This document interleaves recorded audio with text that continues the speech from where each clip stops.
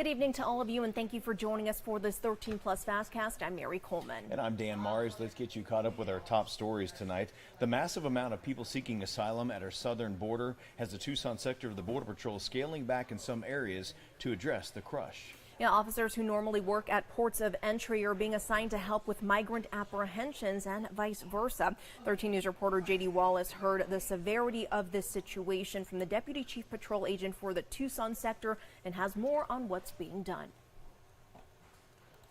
Residents of communities like Tubac and Rio Rico notice Border Patrol presence has changed, like the now unmanned checkpoint on I-19 north from Nogales to Tucson, which concerns Annette Davis.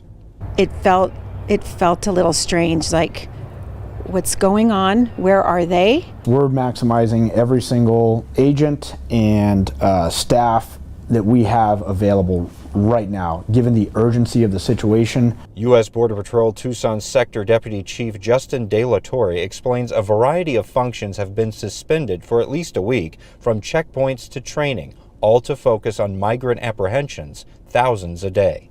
It absolutely has an impact on our overall border security. Absolutely has an impact on border security. And so the situation right now is urgent, and we're making urgent decisions to address them. The Lukeville Port of Entry has reduced vehicle processing so that officers can assist the Border Patrol. De La Torre says Tucson sector has been the focus of migrants for the past 4 to 6 months, but that can shift along the border. Even with an increased focus on processing, hundreds of releases continue before the migrants' cases are decided. More than 100,000 have been apprehended in less than 2 months, and the number they can hold, about 5,000, is near or at capacity. The volume of people exceeds our ability to review those cases quickly, and so that's what's resulting in us releasing people. For now, the Tucson sector will also seek space in other sectors. While De La Torre needs more agents, he says the entire system has to expand, including more judges to process the claims. As we add additional resources, it'll be key that we're able to work whole of government with all entities across the government to ensure that we reduce the likelihood that people are released prior to their hearing. The sooner that we're able to do that, add enough resources to do that, the quicker we'll be able to reduce the overall flow of people. That will help Border Patrol get back to the functions Annette Davis is used to seeing. The processing point is, I understand they have to do that, but it's being pulled away from the safety of the community. Well, not all of Arizona's border is seeing a big surge in migrant crossings right now. Migrant apprehensions are down in the Yuma sector, but agents there are helping to process migrants from the Tucson sector who are being bused there. Back in September, CBP agents at the San Luis Port of Entry were being diverted over to Yuma Border Patrol to help with that. Justin Winburn, the watch commander for the San Luis Port, says as of right now, they haven't received any new orders to help Border Patrol. Although staffing changes aren't being impacted right now, Winburn says ongoing construction has decreased the amount of lanes they have open there. Right now, they are only operating with 7 lanes compared to 8. It is one of the busiest seasons for this port of entry, with increased holiday traffic and harvest season bringing in more farm workers. New York City Mayor Eric Adams announced today that the city has helped thousands of migrants fill out legal applications. The city's Asylum Application Help Center opened up earlier this summer. Since then, city figures show that it has assisted in filing more than 7,200 asylum applications and roughly 2,900 work authorization applications. It has also helped process 2,900 temporary protected status applications. Adams says 2 additional satellite locations will open to help migrants fill out those legal papers. Adams also says the city is still seeing thousands of migrant arrivals per week, and he continues to call for more federal funding. Well, today is Giving Tuesday, a big boost for organizations, especially local nonprofits, that rely on the spirit of the season to drive end-of-year donations. And a number of charities will rely and encourage on those online donations, and scammers are ready to take advantage of that. Karen Kafa is in Washington with what to know this holiday season, especially if you plan on giving.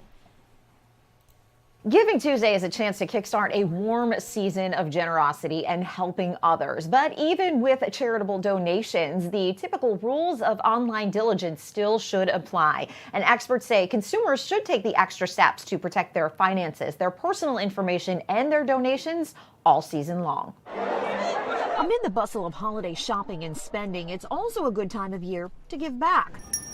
Unfortunately, scammers will deploy common tricks to take advantage of the busy season. There's so many things that we interact with online and things that we do online, and that goes for both work and personal life, that, there are a lot of ways to get people to act. Hank Schless of cybersecurity company Lookout says phishing scams, emails or text messages encouraging a recipient to follow a link to a fake website that looks like the real deal can prompt a consumer to give away critical information like logins and passwords. Once they steal that, they'll go and they have these programs that can automatically try your credentials across thousands of other websites, including banking websites and things like that. As Americans make end-of-year online donations to support causes and groups, the Federal Trade Commission warns scammers often put pressure on consumers to donate right away, often using the name of a group that seems legitimate to cause confusion. Before giving, seek out websites that evaluate charities like the Better Business Bureau's Give.org, or check a charity's standing with the IRS. And use a credit card or check for donations. The FTC says asking for cash or gift cards can be signs of a scam. Last year, according to GivingTuesday.org, 37 million people participated in the day by volunteering or making a donation, and donations totaled more than $3.1 billion. A big boost to start the season of giving. In Washington, I'm Karen Kafa.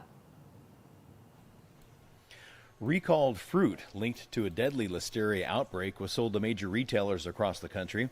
That's the warning from the Food and Drug Administration. HMC Farms issued the recall for some of its peaches, plums, and nectarines earlier this month. The FDA says some of the retailers they were sold to include Publix, Walmart, Sam's Club, Sprouts, Albertsons, and Aldi. They were sold between May 1st and November 15th of last year and this year. But the agency is also warning the fruit also went to companies that may have frozen or relabeled it. Consumers are being urged to throw out all those types of frozen fruit. However, the FDA says any fruit currently on store shelves is not affected by this recall. According to the Centers for Disease Control and Prevention, at least 11 cases of listeria have been reported in 7 states. 10 people had to be hospitalized and 1 person died. Well, check this out. Gusty winds knocked down the national Christmas tree in Washington, D.C. today, just 2 days before the official lighting ceremony. There were sustained winds of 20 to 30 miles an hour in the D.C. area all day with higher gusts. The tree was seen on its side this afternoon with at least 1 worker climbing on top. As for Thursday's lighting ceremony, the National Park Service says it's confident the event will still go forward. The tree was planted on the ellipse just 2 weeks ago, replacing a tree that was planted 2 years ago that developed a fungal disease. This isn't the first time a national Christmas tree has been blown over either. It's happened several times before, most recently in 2011. Well, even the partridge in a pear tree has been impacted by inflation. The PNC Christmas Price Index is a lighthearted take on the Bureau of Labor Statistics Consumer Price Index. Except the Christmas Price Index measures true love's gifts, as outlined in the classic holiday carol, The 12 Days of Christmas. Overall, those have increased to a little more than $46,000 this year, but some costs remain the same. Yeah, those include the cost of 4 calling birds, 5 gold rings, 7 swans a swimming, 8 maids a milking, and 9 ladies dancing. This holiday season, the price of services overall has increased while the price of goods has slowed down. The pear tree will cost 15% more this Christmas, but at least the price of a partridge did not change, Dan. Yeah, I want to see how much 7 swans a swimming cost. Probably pretty pricey. I think and so, too. The pool that you need to put them in as well. Exactly. Well, a hiker is expected to make history pretty soon. She's trying to become the first woman ever to complete a challenging cross-country journey all by herself. Audrey Meyer has the details tonight. 6,200 miles, almost 2 years, with 2 more states to go. Brianna DeSanctis started her cross-country journey in Cape Henlopen, Delaware, and expects to become the first solo woman to finish the American Discovery Trail in San Francisco in a few weeks. But she has to get through rural Nevada first. So I have to go back to Eureka, Nevada tomorrow morning and start working my way back here. Brianna says this next trek will be the most physically demanding part of her journey. The next 300 miles are so remote, Brianna's family buried food and water for her every 80 miles along the trail. And they drove out and buried a 5-gallon bucket full of food and water for me and gave me the coordinates and told me how to find it, and I just have to get there, and I hope it's still there. To keep warm, she has her tent, winter sleeping bag, and just tries to keep moving constantly during the day. But believe it or not, she says that's not the most difficult part of her solo adventure. The hardest part are the mental challenges and what you face, and just keeping your drive to keep going and keep pushing when the weather gets bad, when you get bored, when there are stretches, when you can see the same silo in this field for 3 days and you're walking toward it and your scenery just doesn't change. And you just need to keep pushing on and keep going and know that you can make it through. And you're doing this not just for yourself, but I want to inspire other people and especially empower young women.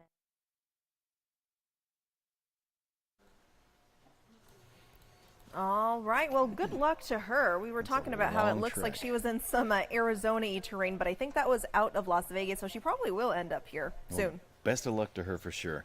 We're going to leave you tonight from a shot from our Mount Bigelow camera looking down towards the city of Tucson. And make sure you tune in tonight at 10 o'clock for 13 News, because Aaron's going to be talking about our forecast, and we've got a cool down and a chance of rain coming this week. Can you believe today was the warmest day and it was, what, 70, 72, 74? Yeah, it's going to feel downright cold. Yeah. Get ready, guys. Get those fireplaces ready to roll. Yeah, you know you're a desert rat when it drops down to the 60s and we're cold. Indeed. Well, have a great evening, and we hope to see you on 13 News Live.